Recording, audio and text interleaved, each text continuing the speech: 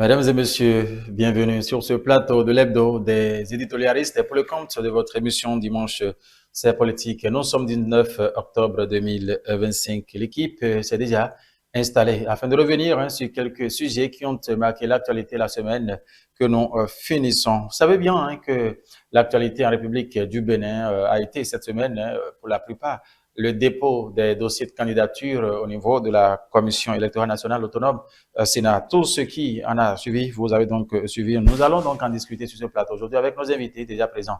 Ici avec nous, Joël Émeric Alagoué. Il est le directeur de publication du journal L'Emblème du jour. Bonjour à vous, Joël.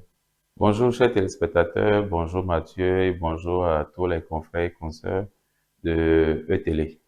Merci pour votre disponibilité ce dimanche matin. Merci, c'est tout un plaisir d'être là à chaque fois. Infiniment merci. Mesdames et messieurs, Henri Nyambode, il est le rédacteur en chef de Radio Tado. Il est déjà là avec nous sur ce plateau. Henri, bonjour à vous. Bonjour Mathieu, bonjour Joël Alagoué, bonjour à tous les téléspectateurs. On leur souhaite un très bon dimanche en compagnie des programmes de ETélé. Et bonjour également à toute l'équipe technique. Merci infiniment à vous. On vous rappelle que Pascal Aguedémoulé va nous rejoindre sur ce plateau. Il est du quotidien La Nation. La première question que nous allons aborder sur ce plateau, mesdames et messieurs, vous savez bien que les élections présidentielles pour le mois d'avril 2026 approchent à grands pas et les préparatifs ont démarré. Le dépôt des dossiers de candidature à la Commission électorale nationale autonome Sénat, je vous l'avais dit dans mes propos liminaires, semaine écoulée, nous avons assisté à une fête au niveau de l'institution et ici, nous allons en discuter avec nos invités sur ce plateau, Joël Émeric Alagoué. Nous allons démarrer par vous, justement, à la Sénat. Vous avez vu un peu l'ambiance qui a prévalu au niveau de la Sénat. Dites-nous en un premier temps, quelles sont vos impressions, voilà, pour tous ces duos de candidats qui sont passés par la Sénat. D'abord, il faut remercier le président de l'institution en charge de l'organisation des élections, c'est-à-dire au niveau de la Sénat, c'est-à-dire l'équipe qui l'entoure et tout le personnel. Vraiment, c'était une très belle organisation. Et il y avait la sécurité totale. Le commandant militaire en charge de la sécurité au niveau de la Sénat, ils ont bien organisé, bien encadré, et malgré la foule, ils ont maîtrisé la sécurité. Il y avait l'accès pour permettre aux cadreurs, aux journalistes qui sont venus pour pouvoir faire leur travail. L'autre chose est que par rapport à la venue des candidats, tout est bien organisé. Il y avait un accueil quand les candidats viennent. C'est le président lui-même et assisté du vice-président, les rapporteurs et autres qui sortent pour pouvoir les accueillir. On les amène vers la salle pour pouvoir remplir les formalités. Et d'abord, il faut reconnaître que nous avons eu beaucoup de surprises où cela a commencé par le duo de la mouvance présidentielle, c'est-à-dire le duo Wadaï Talata, qui était là le lundi soir. Après eux, c'est le mardi, qui était une journée très très chargée, où les autres sont venus et ils ont fini tardivement par le duo des démocrates. Les FCB sont venus également. Pour ne citer que ceux-là, nous avons deux autres qui sont venus, qui sont des indépendants. Du indépendant. Oui. On va en discuter sur ce plateau, je vais aller là, oui. Il n'y a pas de souci. Merci infiniment à vous. Vous avez suivi aussi, Henri Nyambode, l'affluence à la Sénat, justement, pour le dépôt des dossiers durant cette période, conformément au calendrier électoral, il faut le préciser. Mais non, écoutez, on peut déjà féliciter l'équipe conduite et dirigée par le président de la Sénat pour cette organisation. Je ne vais pas répéter les mots donc utilisés par Joël Alagoué pour le dire, mais déjà, ça augure d'une bonne organisation des élections à venir. Et pour moi, conformément au chronogramme, si tant est que donc on est arrivé à respecter le chronogramme, c'est-à-dire que, eh bien, la suite augure donc d'une bonne organisation. La fiche chandelle donc est à remettre au président Sakala Fia, bien sûr, avec son équipe, bien sûr. Voilà. Merci beaucoup à vous. La question ici qu'on va tenter de se poser, bien évidemment, ce constat fait au niveau de ces duos justement indépendants dont nous parlons tout à l'heure. Vous l'avez évoqué, Joël Émeric Alagui. Ces candidats hors des grands partis incarnent telle aussi une nouvelle forme d'engagement politique ou c'est une réaction de défiance face au système? Bon, déjà, j'apprends que ces duos-là, qui sont venus sans les fiches de parrainage et autres, disent qu'ils sont de la mouvance. S'ils sont de la mouvance, ils appartiennent à quelle tendance? C'est un. Maintenant, l'autre chose, s'ils veulent aller, et s'ils sont de la mouvance, et s'ils ne sont ni de l'UP Le Renouveau, ni du Bloc républicain, ni de Moël Bénin, ni de la Renaissance nationale et autres, donc peut-être que c'est des gens des personnes qui sont indépendantes et qui soutiennent l'action du gouvernement. Maintenant, s'ils soutiennent l'action du gouvernement, ils sont indépendants, et les 4 principaux partis de la mouvance se sont mis ensemble pour désigner leur duo, et qu'ils ne se retrouvent pas au sein de cette désignation, ils pouvaient aller vers comment on appelle, la haute direction politique de l'UP Le Renouveau pour pouvoir aller négocier le parrainage, pour avoir le parrainage. Ils pouvaient aussi aller au niveau du Bloc républicain pour pouvoir, c'est les deux qui détiennent comparativement au Moël et RN, qui n'ont pas d'élus. Donc, bon, je ne sais pas sur quelle base ils comptent pour pouvoir aller déposer et par quel mécanisme ils pourront compléter leur dossier. Les 72 heures ont déjà fini, parce que on a dit 72 heures, mardi à 72 heures, donc non, vendredi à 0 heure. On a dit, ils ont fini avec les 72 heures, s'ils n'ont pas fait de complément.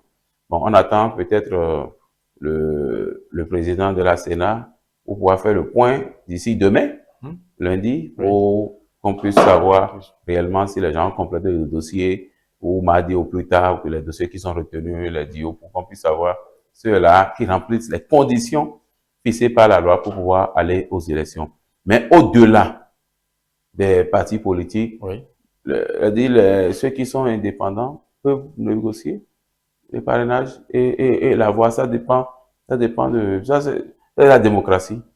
Peut-être qu'ils ne se retrouvent pas, ou bien ils veulent aussi remplir leur CV pour dire, bon, j'ai été candidat, même si ça n'a pas marché, et déposer mon dossier. Ou bien ils veulent faire de la communication pour montrer quand même qu'ils sont là, qu'ils existent. Et bon, ou bien après, ils vont faire un désistement à la faveur d'eux. Bon, je ne sais pas leur objectif et je ne sais pas sur quoi ils comptent pour pouvoir aller déposer les dossiers sans parrainage et tout ça. D'accord.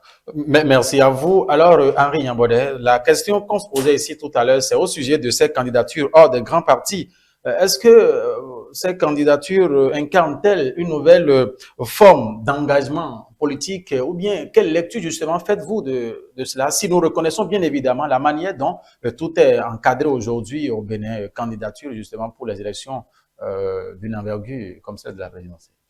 Merci beaucoup, Mathieu. Il faut faire donc peut-être un tour dans l'histoire politique de notre pays pour dire que depuis 2018, eh bien, Patrice Talon a reformé donc le système partisan, et bien sûr, ce système partisan qui évite, je dirais, qu'il y ait de fragmentation, que les gens aillent dans tous les sens et qu'il y ait de grands ensembles. Et ces partis politiques, bien sûr, que vous citez tout à l'heure, eh bien, doivent porter les candidatures. C'est pour ça que dans ce qu'on a vu en semaine écoulée, bien sûr, au courant de la semaine, je dirais, on a vu donc les duos qui ont été portés par de grandes formations politiques. Mais ces candidatures indépendantes, ces duos indépendants dont vous parlez, bon, on peut dire que ça révèle une vitalité démocratique, on peut le dire. Puisque c'est des citoyens, et Joël le disait tout à l'heure, c'est des citoyens qui peut-être ont envie également de passer par cette étape-là, de briguer également cette fonction-là, mais qui ont été par les dispositions légales qui sont en cours et qui verrouillent bien sûr le système. Parce qu'aujourd'hui, pour bien évidemment aller aux élections, il y a un point essentiel dans les formalités qu'il faut remplir, c'est d'avoir les parrainages. Et ces duos-là, puisqu'au nombre de 5 qui ont été, je fais référence donc à la première liste donc sortie d'abord par le président de la Sénat, au nombre des 5, il y a 2 qui, bien évidemment, n'ont pas de parrainage. Donc déjà, on comprend qu'ils ne sont pas portés par des grands ensembles, par de grandes formations politiques. Et donc, on peut dire également que c'est une manière pour eux donc d'extérioriser, de faire savoir qu'ils ont envie de passer donc également à cette fonction-là. Mais l'autre chose également, c'est on peut prendre ça comme une position pour dire que ce qu'on fait là, on n'est pas d'accord pour ça. On peut prendre ça comme pour dire que, bon, écoutez, nous, on n'est pas d'accord que vous verriez le système. Nous, on n'est pas d'accord que vous nous dites, non, écoutez, en tant que citoyen, qu'on ne va pas, je dis comme ça, terre à terre, quoi, qu'on ne va pas aussi participer aux jeux politiques. Ça peut être comme ça, vu comme ça. Mais de l'autre angle également, quand on prend les duos dont il s'agit ici, ils se sont réclamés de la mouvance présidentielle de grands ensembles. C'est-à-dire que c'est des gens qui, au-delà même de la rigueur, de la discipline du groupe, ont voulu faire savoir que eux autres, ils ne sont pas d'accord pour quelque chose. Alors que le système partisan aujourd'hui n'a pas permis qu'on aille à ces jeux-là, à ces démarches-là. Donc, ces duos indépendants peuvent être vus sur plusieurs angles, comme je l'ai dit tantôt, mais ça participe également de la vitalité politique. Mais quand on se refait bien sûr au système partisan, à la réforme du système partisan qui refuse la fragmentation, et bien de choses, on peut dire que ces duos sont juste pour amuser la galerie et peut-être également et faire savoir qu'ils existent. Alors, il n'y a pas de souci. Je vous le disais, mesdames et messieurs, que Anselme Pascal Aguéoundé, rédacteur en chef adjoint chargé du web du quotidien La Nation, oui, il va nous rejoindre sur ce plateau. Ça n'a pas tardé, il est là avec nous. Pascal, bonjour. Bonjour à nos téléspectateurs et bonjour à toi, Mathieu. Merci d'être là. Merci à toi également. Alors, nous avons démarré à peine, on parlait justement de cette affluence, l'engouement autour du dépôt des candidatures, semaine que nous avons fini au siège de la Sénat. 5 duos au total.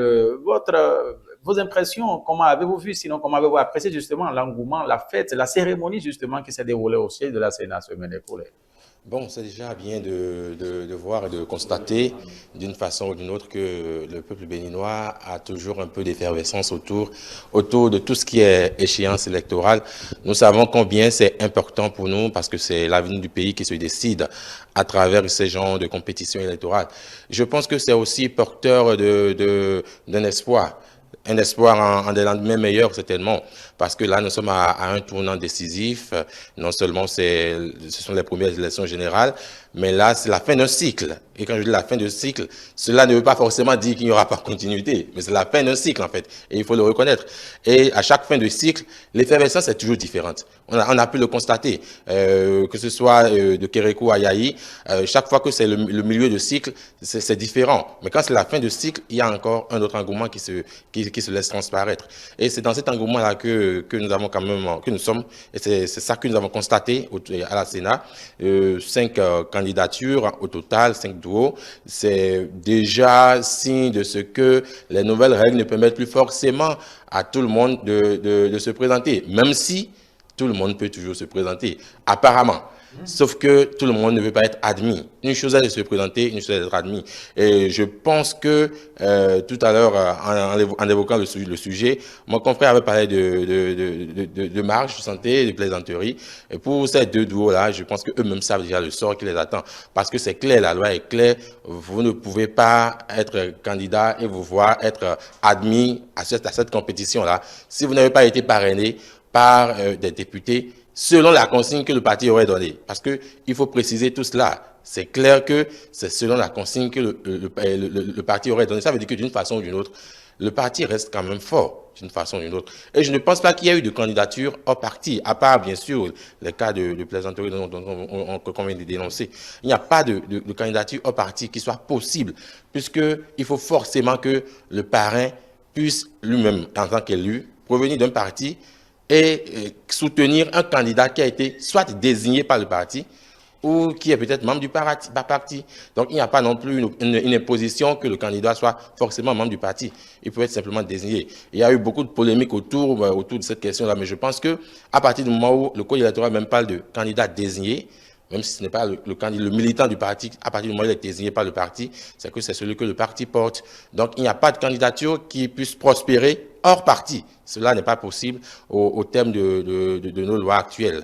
Et de façon générale, il faut simplement constater que les choses ont été mieux organisées.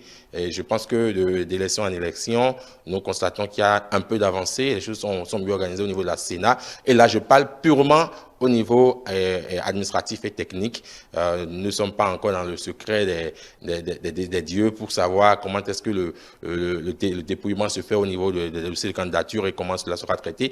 Mais ce qui est sûr, au niveau au moins administratif, il y a quand même eu des avancées. Il y a eu la dématérialisation. Je pense que, à part le seul hic que nous avons pu entendre par la voix de certains démocrates qui ont parlé de la plateforme qui a été entre-temps, qui a été fermée, à part cela, de façon générale, personne ne s'est plaint de façon générale par rapport aux procédures. D'accord. Merci à vous pour cette première prise de parole, à vous aussi. Alors, Joël Léméric Alagoué, binôme indépendant, est-ce que c'est une force ou une faiblesse dans une élection qui exige une base militante et des moyens? D'abord, le Bénin, ça fait la deuxième fois que nous voulons faire l'expérience par rapport au duo. Oui.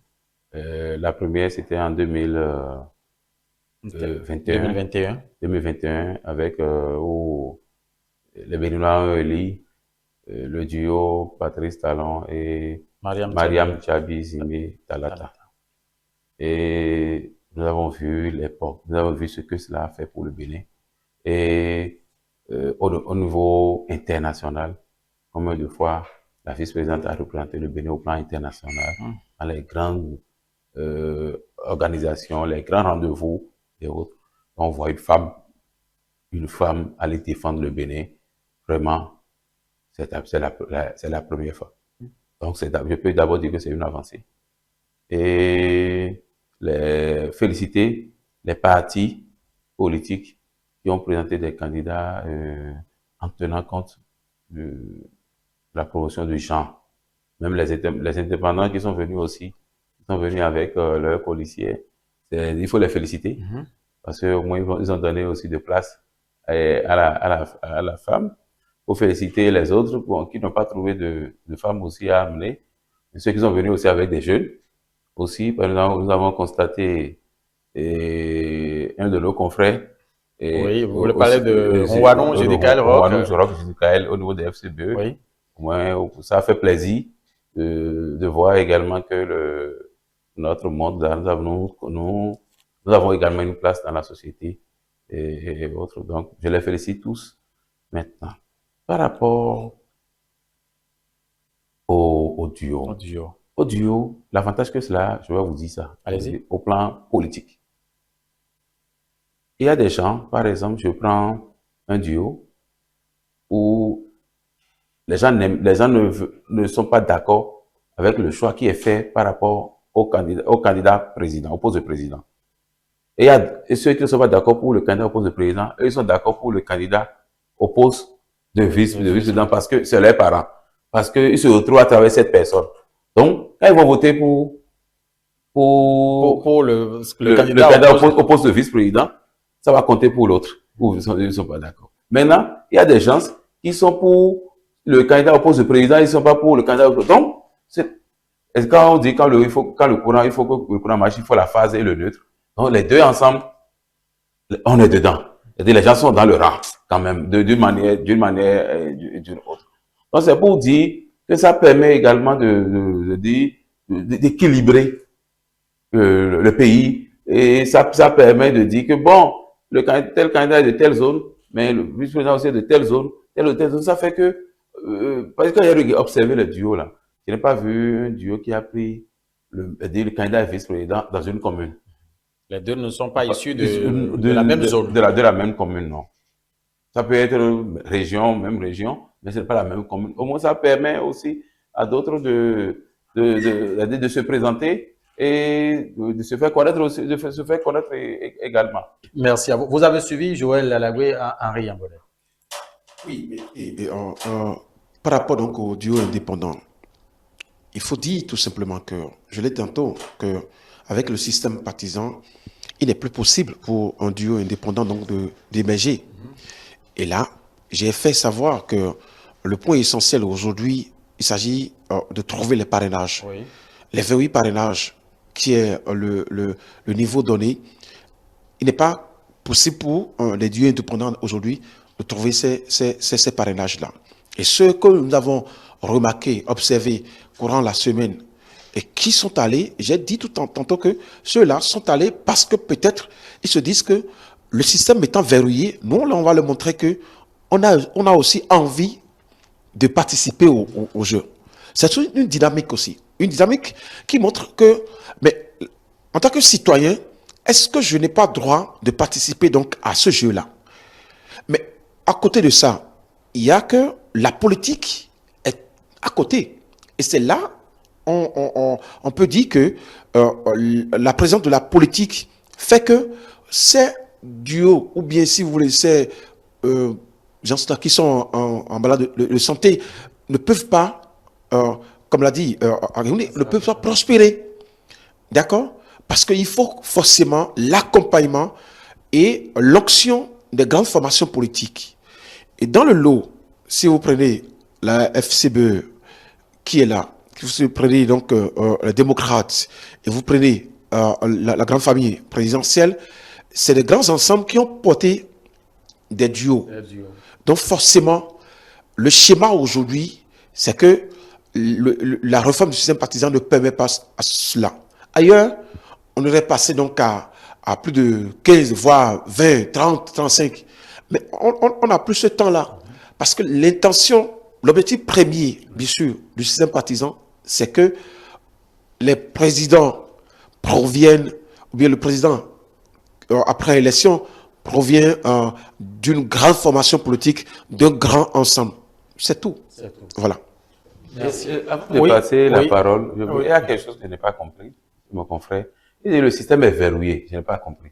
Non. Et quel système est verrouillé? Non, attendez, il faut que les téléspectateurs puissent comprendre. Verrouillé en ce sens que... Tu sais qui est verrouillé là, tu es en train de dire ceci, pour qu'on puisse comprendre. Oui, le système verrouillé, est-ce qu'il est facile pour un duo indépendant de trouver les parrainages? Très facile. Non, c'est pas facile. Vous pensez que Abou-Saga et Ouessavi vont trouver des parrainages?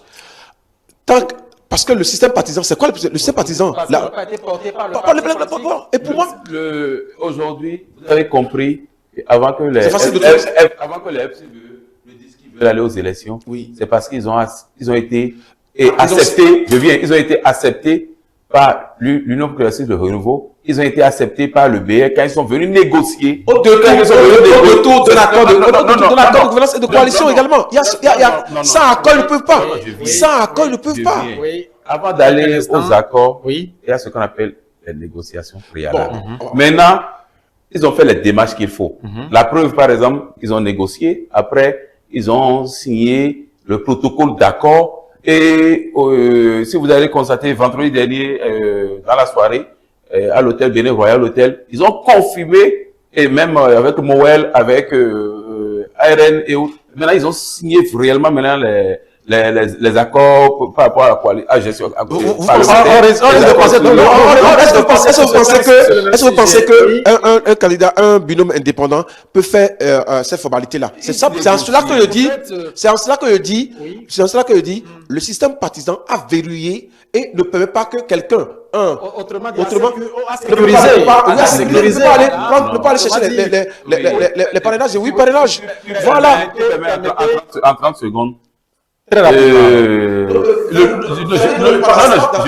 Ce n'est pas dans le sens, c'est pas facile pour quelqu'un de chercher les parrainages aujourd'hui. Pourquoi le système partisan, on a voté une loi par rapport au système partisan?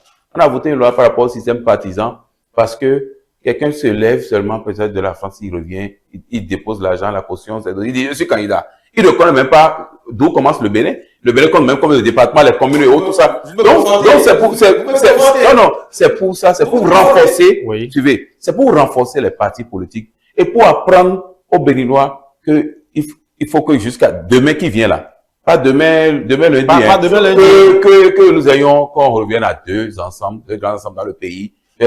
ceux de la droite, c'est ceux de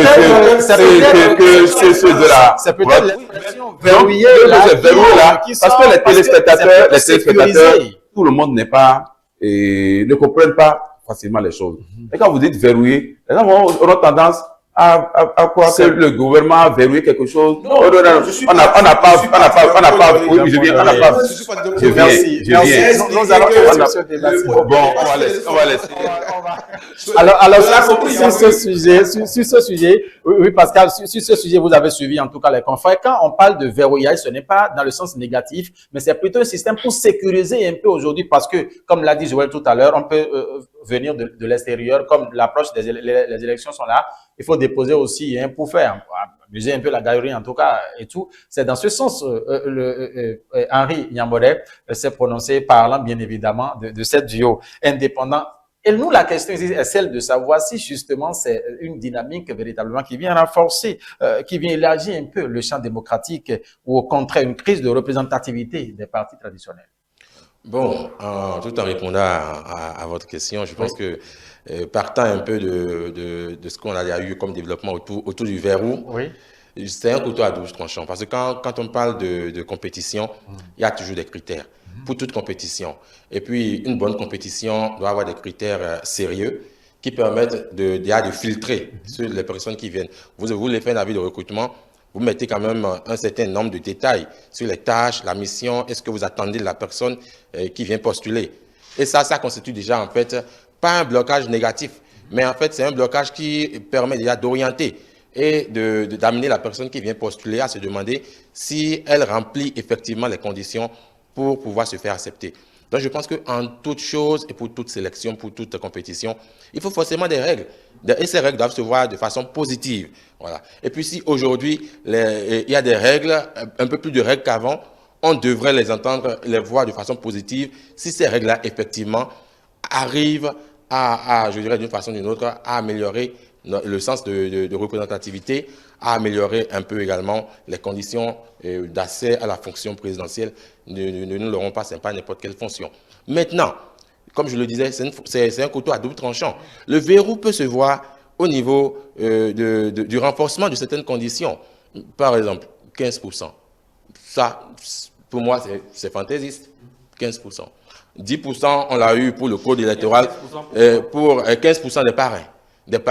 Requérir 15% des parrains, c'est fantaisiste. Il ne faut pas qu'on se leurre, parce qu'il y avait 10% dans le code électoral de 2019. Et bon, il y a eu tollé, il y a un peu de tollé. Après, bon, vaille que vaille, l'élection s'est passée comme ça.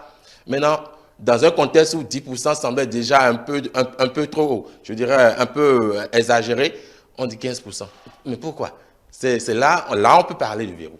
Là, on peut parler du verrou parce que ça, c'est une condition essentielle qui peut empêcher, cette fois-ci maintenant, même un candidat qui est resté au pays, qui connaît la vie du pays, qui peut effectivement empêcher un parti d'aller vers une compétition. Parce que vous voyez, il aurait fallu aller vers la compétition avant de savoir si votre projet intéresse la population.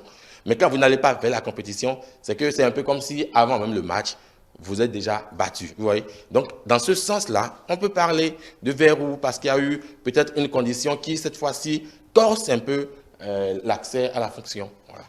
Voilà. Mais merci. Sur ce sujet, on risque de passer tout ce temps sur ce sujet. Vous savez bien que le parti de l'opposition, les démocrates, Joël Emery Kalagoué, traverse en ce moment une période de turbulence marquée par des distanciations justement internes qui menacent son unité à l'interne, mesdames et messieurs. On se pose ici la question de savoir si tout ce à quoi l'on assiste aujourd'hui au sein du parti de l'opposition, les démocrates, révèlent d'une responsabilité collective ou bien de dérive individuelle. Nous allons toujours commencer par vous, Joël Emery Kalagoué, cette actualité, parce que vous y êtes, vous voyez un peu tout ce qui se passe en tant que directeur public de journal. Oui, merci beaucoup, Mathieu. Merci à mes confrères. Mais je vous permettez, l'histoire des 15% dont on parle, en fait, 15%, c'est pas pour que les Béninois puissent comprendre.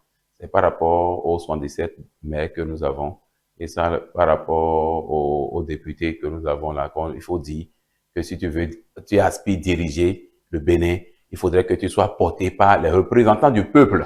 Et on a des représentants du peuple que nous avons aujourd'hui. On pouvait rester au niveau des députés, mais on a élargi le champ pour aller au niveau des maires pour que cela soit un ensemble qui te porte. Un ensemble te porte, ça peut être que les députés, ça peut être députés et maires, ça peut être les maires seuls et autres, tout ça. Parce que nous nous retrouvons à travers nos maires des communes, nous nous retrouvons à travers nos élus du peuple qui sont nos députés. Donc c'est juste pour ça on a dit 15%. Pour moi même, c'est qu'on pourrait même augmenter le pourcentage pour pouvoir éviter les balades à la Sénat et autres. Maintenant, je viens les camarades du docteur Thomas Boniaï. Les camarades du docteur Thomas Boniaï n'ont aucun problème. À ce que je sache, pour pouvoir aller aux élections, ils ont les 28 députés qui sont avec eux. Et je me rappelle le jour où ils sont partis retirer le parrainage. Ils ont fêté. Ils ont retiré le parrainage. Et si vous suivez bien l'actualité, je crois que vous avez même présenté un jour en revue de presse une manchette que j'ai faite où j'ai dit retrait du parrainage. Et elle dit celui qui donne le parrainage peut toujours retirer si il ne se retrouve pas par rapport au duo choisi. Je ne peux pas parrainer quelqu'un qui ne m'inspire pas confiance, qui ne m'inspire pas, que je ne connais pas, ou on me dit qu'on m'impose et je ne le connais pas. Quel intérêt j'ai avec lui? Je ne l'ai jamais vu militer dans mon parti, je ne l'ai jamais vu à l'œuvre, je ne le connais pas. Quelle garantie j'ai pour pouvoir le parrainer? Donc ça peut amener les gens à changer de décision et autres. C'est pourquoi j'ai dit, après ça, j'ai encore fait un autre article pour dire que les partis politiques, en vouloir désigner, il faudrait qu'ils puissent réellement chercher le consensus au sein du parti pour pouvoir aller aux désignations. De ne pas faire les désignations avec la force. De ne pas faire que quelqu'un ne se lève pas seul pour pouvoir désigner. Ça va créer des problèmes, surtout par rapport à ceux-là qui, j'avais cité comme exemple les démocrates et la FCBE. Et moi, je ne me voyais même pas l'UP, le Renouveau et le Bloc républicain donner au moins 32, voire 32 parrainages au FCBE. Je me disais qu'ils allaient lui compléter 22, 11 chacun pour lui donner les 28 et autres. Maintenant, les 28 donnés au niveau C6 que lui-même il avait. Si par exemple, il choisit un candidat que le maire, par exemple, n'est pas d'accord par rapport à un candidat, le maire peut retirer. Donc, c'est un truc qui est écrit pour dire que non, je ne veux plus le parrainer. C'est son droit le plus absolu. Mais il est vrai que l'on dit que le parrainage doit être contresigné par le président du parti. Et c'est pour que, même s'il retire son droit, qu'il n'aille pas donner à quelqu'un d'autre. C'est ça l'exemple du député Michel Sogino qui a demandé, il a même posé des conditions. On en avait appris, ce n'est pas des rumeurs, ils étaient nombreux. Et le Benoît Libéral avait écrit pour dire qu'ils sont pratiquement 5 qui sont de boudés. Et si ce n'est pas telle personne qui vont retirer le parrainage. J'ai pensé que c'était de la blague. Mais au finish, ça insistait, ça persistait. Et nous avons vu que le truc, même cela a fait reporter 2 à 3 fois le Conseil national pour le haut du parti. Du vendredi, samedi, dimanche, lundi. Ça devait interpeller les dirigeants. Et les dirigeants devaient normalement discuter avec les 28 députés. Les 28 députés qui, dans l'ensemble, sont prêts pour qu'on prenne 2 députés. Les 28 députés étaient prêts parce qu'ils ont travaillé ensemble. Ils ont fait 3 ans. Ils ont dit à défendre les couleurs du parti au Parlement, à défendre, à faire les tournées dans les 77 communes, à être sur le terrain. Et parmi eux, il y a des gens qui aspirent. Et en dehors de ceux qui aspirent, il y a d'autres leaders qui se voient déjà candidats, mais qui inspirent une masse de population derrière eux, une masse d'électeurs, de potentiels. Les militants sont avec eux. Donc pour eux, ils se disent, si c'est telle personne qui est là, j'aurai mon intérêt avec telle personne. Donc c'est comme ça, ils étaient en train d'évoluer. Mais quand la fumée blanche dont on parlait, certains amis sur la toile et autres, est tombée, avant même que cela ne tombe, ça a commencé, avant qu'on ne dise, je dirais le courageux, il faut que je donne ce nom, Michel Sogino, il a dit, quand il dit le courageux, il a refusé de venir au conseil, il a dit, je vais venir à condition que c'est telle personne, vous prenez, je vous donne ça. Il a demandé qu'on lui donne le truc qu'on a refusé. Il a envoyé un huissier. Vous avez refusé. Donc les gens voyaient déjà le danger venir. Il faut transcender cela. Il faut éviter avoir de problèmes. Il faut faire des concessions. À leur place, j'allais même négocier pour dire, celui que lui voulait qu'il soit candidat, on allait négocier avec la personne pour que la personne soit quand même vice-président. et qu'on prenne quelqu'un d'autre comme parrain, ça allait peut-être gérer un peu, ça allait ramener même le calme. Nous, on n'est pas dedans. Bon, c'est ce qu'on se dit. Oui, ça allait peut-être ramener le calme. Mais si le monsieur dit que non, c'est telle personne on veut, on sait que une seule voix peut mettre tout ce qu'il y a comme effort et autres à par terre. Le mieux, c'est de faire de conception. Si la personne est militant du parti. Maintenant, si la personne est militant du parti, pourquoi chercher à forcer? Maintenant, le problème qu'ils ont là, ce n'est pas un problème causé par Mathieu, ni moi, ni Pascal, ni Harry. C'est un problème d'intérêt au sein du parti. Et nous avons lu la lettre que Éric Mouleté a écrite à son frère. Nous avons lu la réaction de Sodinou, la lettre de l'ancien député Fikara et autres. Quand on a lu tout ça, j'ai l'impression que les correspondants se ressemblent et disent, ils nous ont démontré qu'ils ont un problème. Depuis que Éric a été invincé, de la tête du parti, et c'est le docteur Thomas Bouni, l'ancien président, qui a pris le parti. Ouais, monsieur Dia dit que ils ont commencé par avoir de sérieux problèmes et autres. Donc c'est tout ça là qui a éclaté et c'est maintenant sur la place publique. Alors que un arrangement de la maison, de la famille, c'était mieux que d'aller à un procès et autres. Et celui qui fait des demandes, on voit qu'on peut négocier et lui concéder même ce qu'il veut pour pouvoir aller nécessairement aux élections. Parce que beaucoup ont dit, même si les démocrates prennent un poulet, ou bien un cochon, ou bien un mouton, ils vont voter pour lui.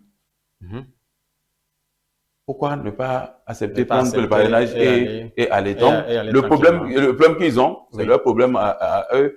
Maintenant, comme ils ont dit qu'ils ont saisi la Cour constitutionnelle, on attend la décision de la Sénat, que la Sénat dise ce qu'ils trouvent. Si c'est ça passe, c'est bon. Oui, merci à vous, merci à vous. Oui, alors Henri, je vous donne la parole très rapidement sur cette question aussi. La crise actuelle au sein du parti de l'opposition, les démocrates, est-ce que c'est le symptôme d'un malaise structurel ou d'ambition personnelle mal contenue? Vous avez écouté, Joël? Il y a deux points sur la question. D'abord, il faut dire que quand on fait une analyse symptomatique donc de ce que vit aujourd'hui le parti, on relève tout simplement qu'il y a un malaise profond. D'accord? Et que le député Michel Sodinou a agi donc en toute responsabilité et qu'il conteste le processus qui a conduit à la désignation du haut candidat. Et que de l'autre côté, il y a également que il y a une guerre de leadership, une guerre de, je dirais, on va parler donc de gouvernance au niveau de cette formation politique. Je vais m'expliquer.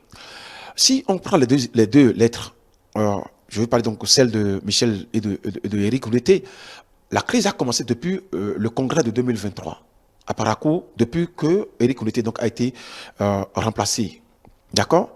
Et a pris donc de la longueur le 2 septembre, le jour où ils ont repris donc les parrainages.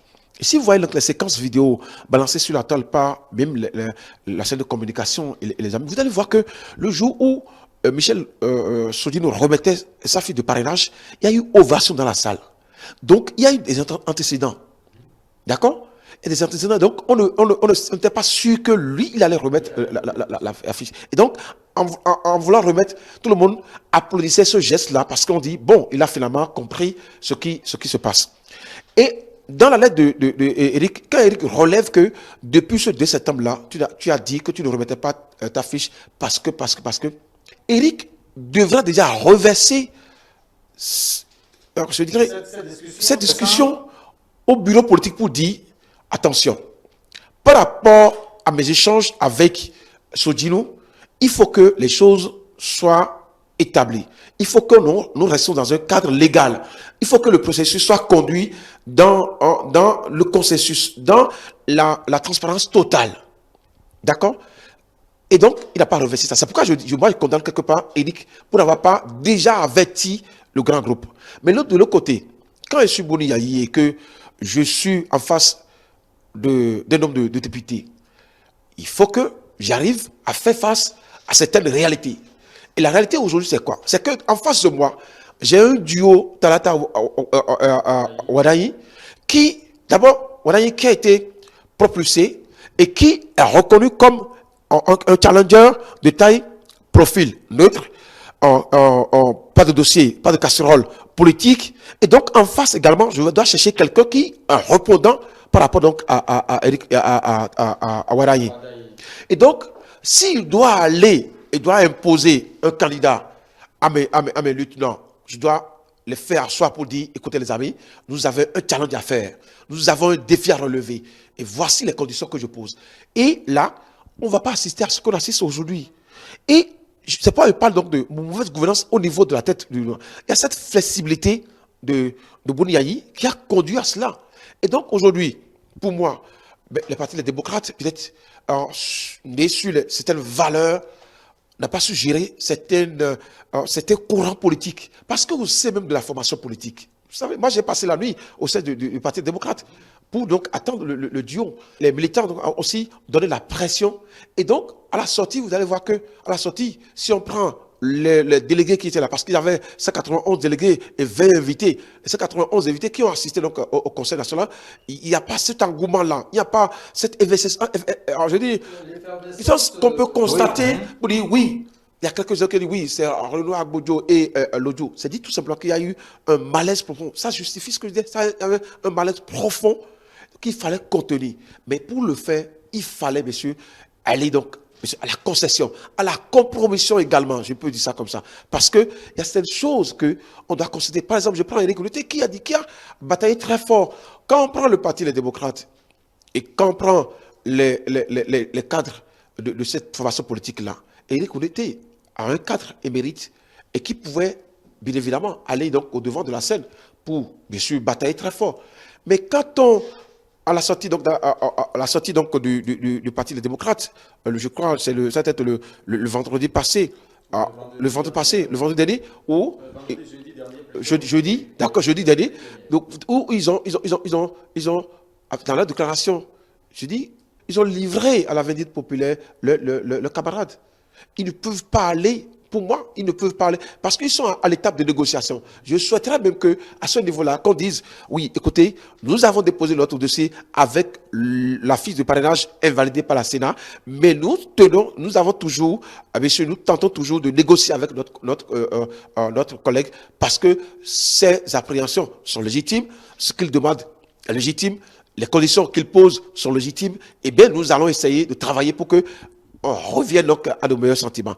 C'est là, c'est également... mais quand, dans la déclaration, on a livré et vous savez quoi? Aujourd'hui, on est sur le champ politique. Et les intérêts personnels également sont au même niveau que les intérêts généraux. D'accord? Et à ce niveau-là, vous savez, le Parti démocrate, quand on prend ce parti-là, cette formation politique, vous savez, c'est le principal, on cite que c'est le principal parti de l'opposition. À côté donc de l'AFCB. Donc, il y a cet engouement-là qui est à côté. Et donc, on devait faire les choses comme cela se doit. Mais je ne suis pas arrivé à comprendre pourquoi on a mis une commission d'études en place et qu'on est passé à faire, bien évidemment, les entretiens aux candidats et qu'au finish, on arrive donc à imposer ça. Ça fait que, quelque part, et bien sûr, il y a eu des choses qui n'ont pas été bien scellées, qui n'ont pas été bien établies. Et dans un cadre général, je pense que Boni Yayi devrait donc s'en prendre quelque part à lui-même parce que la flexibilité, c'est pourquoi, quand on parle de responsabilité collective, oui, au sein de la formation politique, mais individuelle également, il y a des formations politiques parce qu'il n'était pas le seul. Oui, il n'était pas le seul. Oui, vous avez aussi la parole sur cette question. Comment expliquer cette tension récurrente justement au sommet de ce parti? Bon, déjà, je pense qu'il faut éviter de faire une analyse basée sur l'intention. On va faire un procès d'intention. L'analyse sera plus intéressante si elle tient compte beaucoup plus de la réalité, des évidences. Et dans ce sens-là, je pense que le parti s'est fait prendre au piège de la loi et au piège de leur propre structuration. D'une façon ou d'une autre, ils ont eu à faire face à deux enjeux. Un enjeu endogène et un enjeu exogène. Je vais commencer par l'enjeu exogène puisqu'il est plus simple. On l'a évoqué tout à l'heure. L'enjeu exogène, c'est tout simplement que le parti, les démocrates, se retrouve avec un nombre, je dirais, très juste de parrains. Et quand vous êtes avec un nombre juste de parrains, en fait, vous n'avez pas droit à l'erreur. Chez vous, quand une personne fait défection, c'est comme si tout le monde a fait défection. Mais ce n'est pas le cas de l'autre côté. De l'autre côté, mais il y a des parrains à en revendre. Et tout à l'heure, Joël l'a dit, le FCBE a pu avoir autant qu'il faut, et même plus en fait. Donc il y en a à en revendre. Mais vous avez 28 parrains. Une seule personne, un seul parrain est comme tous. Du coup, vous avez plus d'exigences que tout le reste. C'est pourquoi je parlais déjà de la question du taux de parrainage. Pourquoi est-ce que c'est un taux qui amène à ce que ce soit vous qui ayez le nombre exact? Je trouve que c'était fantaisiste ce taux-là, je le redis encore. Mais venons-en au fait. Vous savez que vous ne pouvez plus rien faire contre cette loi-là et que vous devez aller aux élections avec cette loi. Et vous avez 28 parrains. Il aurait fallu s'y prendre un peu plus tôt. Parce que je peux comprendre qu'ils se disent que si très tôt on dévoile notre stratégie, ah mais c'est possible connaissant le chef de l'État et sachant très bien combien il est un compétiteur né, il ne le cesse de le dire. Ce n'est pas quelqu'un qui va à la compétition avec l'intention de perdre. Donc il s'est anticipé. Donc vous pouvez vous dire, oui c'est vrai, si entre-temps on s'y prend trop tôt, on fait très vite notre congrès et qu'on dévoile notre candidat, il pourrait y avoir des velléités ou peut-être des procès et tout. Mais tout ça, c'est procès d'intention. Donc, il aurait fallu quand même prendre sur vous le risque de vous préparer plus tôt, d'avoir ce congrès-là plus tôt, de voir déjà les dissensions plus tôt. Parce que, au moins, vous auriez fait émerger des dissensions visibles à la face du monde. Tout le monde aurait pu voir que, oui, il y a un nommé Soudjinou qui est en train de vivre des frustrations et qui n'en peut plus. Vous voyez? Mais pour moi, cela dénote, en tout cas pour parler de ce cas-là, c'est un cas spécial, le cas de Soudjinou. Lui, c'est une affaire d'indiscipline. Je pense que c'est l'exemple que la réforme du système partisan là n'a pas si évolué que ça. C'est une affaire d'indiscipline. Parce que vous savez, dans tout groupe, il y a des dissensions. Dans tout parti, il y a des dissensions. Et je suis sûr que le choix du candidat Roumé Wardani, ce n'est pas le choix de l'unanimité, c'est le choix du consensus. Quand on dit consensus, ça ne veut pas dire unanimité. Dans un parti, on ne peut pas s'attendre à ce que tout le monde lève le doigt et dise « oui, je suis d'accord ». Non. C'est pas possible. La preuve à l'Assemblée nationale, pour voter les lois, il y a des taux. Parce qu'on sait que tout le monde peut ne pas être d'accord. Nous avons pu voir qu'en France, quand même une démocratie un peu plus avancée que nous, le Premier ministre a été plusieurs fois déchu. Parce que oui, cette fois, il y a eu un vote de déchéance. Voilà une démocratie qui vit. Et puis, on est à l'Assemblée nationale, on vote librement. Et puis, il peut y avoir 10 pouces, il peut y avoir 15 contre. Mais c'est libre en fait. Vous pouvez vous retrouver même être de la gauche et ne pas voter pour la personne. La preuve, c'est que le dernier là maintenant, qui a subi 2 votes de déchéance, le Cornu, mais les 2 partis qui sont quand même de la gauche, malgré leur idéologie qui est un peu semblable, mais ils ne se sont pas accordés. Ils ne se sont pas accordés. Donc c'est pour vous dire que de façon sérieuse, quand on est dans un parti, on ne peut pas, à cause d'une frustration, chercher à faire du mal à tous les militants du parti. Vous n'avez pas compris ce qu'est un parti. C'est clair que vous n'avez pas compris ce qu'est un parti. Encore que vous qui vouliez que ce soit peut-être tel ou tel, l'autre également peut vouloir que ce soit tel ou tel. Et si chacun se dit, moi je veux que ce soit mon candidat, comment on s'en sort? Ça veut dire qu'à cause des intérêts particuliers, oui, mais ça veut dire qu'à cause des intérêts, c'est même primaire dont on parle. Est-ce qu'il y a eu des primaires au niveau dans l'autre camp? Moi, je pense que d'une façon ou d'une autre, les démocrates, ils se sont fait prendre d'abord au piège de la loi parce que les conditions sont corsées et ils sont en fait, vous êtes à 10. On vous demande 10. Et vous êtes limite en fait. Les conditions sont corsées. Chez vous, un parrain, vous devez commencer plus tôt alors. Ils auraient dû commencer plus tôt et pouvoir voir la dissension. De commission, on devait voilà. Annuler ça. Et puis je pense que s'ils avaient commencé plus tôt, effectivement, et qu'il y avait eu cette dissension-là, peut-être, parce que nous ne sommes pas dans les secrets des dieux, peut-être aurait-il fallu avoir d'autres types de négociations maintenant, avant que l'échéance là n'arrive. Oui. Maintenant, deuxième chose, quand je parle ils se sont fait prendre également de façon, par rapport à la structuration endogène, je pense que d'une façon ou d'une autre, ils n'ont pas, certains majors de ce parti-là n'ont pas compris très vite l'enjeu. Parce que quand vous êtes en train de passer une compétition serrée, vous devez pouvoir calculer tout ce qu'il y a comme critères pour pouvoir passer cette compétition-là. Mais parmi les critères, il y en a qui sont, d'une façon ou d'une autre, qui sont évasifs. Si vous prenez un candidat qui est député, vous n'avez aucune assurance que ce candidat-là puisse passer. Parce que, au terme de la loi, ce candidat-là, il y a tous les motifs juridiques pour qu'un député ne puisse pas parrainer un député. Oui, Il y a encore tous les motifs. Il y a encore tous les motifs juridiques pour qu'un candidat puisse parrainer. C'est pour vous dire que nous sommes dans un pays juridique dans lequel la Cour constitutionnelle seule est maître. Quand les gens disent non, la Sénat a déjà réglé, la Sénat n'est pas un organe juridictionnel. S'il vous plaît, la preuve, le TPI a dit, la Sénat est exécutée. La Sénat n'est pas un organe juridictionnel. Il n'y a que la Cour constitutionnelle qui puisse faire. Ici, une conclusion véritable, une véritable conclusion. Ce que je voulais dire, une véritable conclusion. Nous avons tous suivi le chef de l'État quand il avait rencontré les jeunes. Oui. Il a dit que les démocrates peuvent aussi aller négocier aller faire accord de gouvernance avec l'UP, le Rungu, le BR et autres. Est-ce vous dites, on est en politique. Non, je viens. On est en politique. Non, je viens. C'est un langage politique. C'est un langage politique. On est en politique. Joël sait très bien ce qu'il dit. Joël sait très bien ce qu'il dit. À leur place, j'allais tenter pour voir si les autres vont refuser ou pas. Là, ils auront raison aujourd'hui. Voilà. Ils n'ont même pas, ils ont dit plus jamais on va pas. Dans la déclaration du jeudi, ils ont parlé de FCB bus, donc il ne faut pas avoir. Donc c'est ça également. Soyons sincères, on est en politique. On est en politique. Vous ne pouvez pas être en politique et donner des armes à votre opposant. Non. On est des éditorialistes de ce dimanche 19 octobre 2025. Stop. Enfin, le débat est aussi enrichissant jusqu'au point. On ne voit pas le temps passer, mesdames et messieurs. Henri Yambolé, rédacteur en chef de la radio Tado, il était ici. Vous l'avez suivi dans ses analyses sur ce plateau. Pascal Aguehoundé, il est le rédacteur en chef adjoint chargé du web au quotidien La Nation. Vous l'avez suivi également. Joël Émeric Alagoué, directeur de publication du journal L'Emblème du jour. Vous les avez suivis en tout cas sur les deux thématiques que nous avons développées ici. Aujourd'hui, ce plateau prend ainsi fin parce que l'autre doit s'installer. Le duel, Angèle Toboula reprend le contrôle pour cette émission dimanche. C'est politique. À tout à l'heure.